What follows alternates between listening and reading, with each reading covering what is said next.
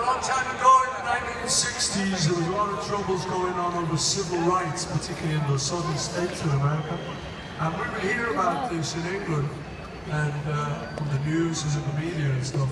And I wanted to try and write a song that, if anyone going through those struggles heard it, it might give them just a bit of hope.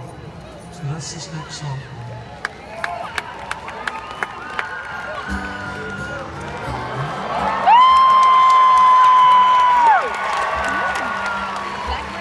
Blackbird singing in the dead of night. Take these broken wings and learn to fly. All your life you were only waiting for this moment to arrive.